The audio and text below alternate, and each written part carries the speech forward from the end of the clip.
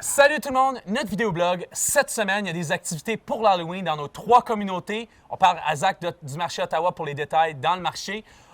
Ici même, le samedi soir, dans Vanier, sur l'avenue Marié, tout près du chemin Montréal, dès 17h, il y a des activités familiales.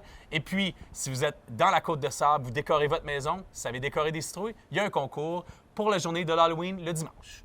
On est dans le marché belge, je suis avec le directeur exécutif de marché Ottawa, Zach. Zach nous parle il y a quelques instants qu'il y a une activité super particulière dans le marché belge qui a lieu cette fin de semaine. C'est la fin de semaine de l'Halloween. C'est aussi une fête particulière, la fin de semaine ou la fête des morts. Puis il y a plein d'activités ici même dans le marché belge. Zach, we're here on the second story of 55 Firework.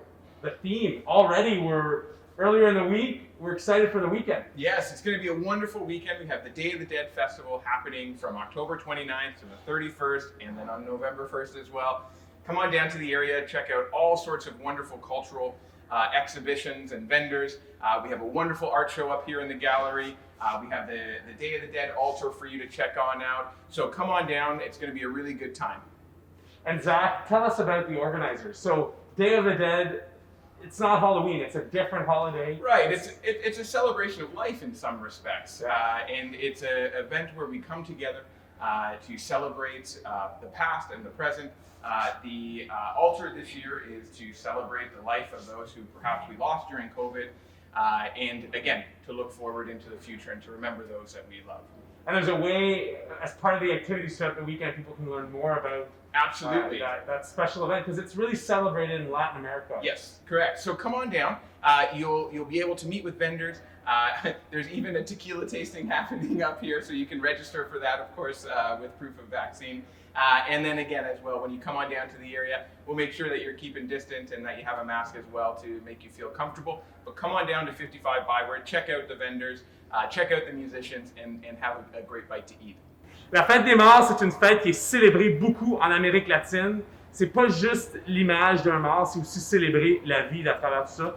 Il y a plein d'activités ce week-end, ici même, dans le bâtiment. Vous voyez à l'écran le lien. On vous invite à venir découvrir, à venir célébrer la culture. Il y a une galerie d'art, il y a plein d'activités. On va s'assurer que ce soit de manière sécuritaire. Puis à travers ça, vous avez la chance de découvrir la culture, de découvrir cette célébration. Pas la même que l'Halloween, c'est la fête des morts, ici même, dans le marché belge. On veut que l'Halloween soit en toute sécurité pour vous et votre famille. Premièrement, ça fait déjà 2 ans qu'il n'y a pas eu de trick-or-treat, alors c'est important de faire un rappel, d'être attentif dans les rues résidentielles dimanche soir. C'est noir, on demande aux parents et aux enfants de suivre les règles de base, rester sur les trottoirs et traverser seulement aux traverses piétonnes.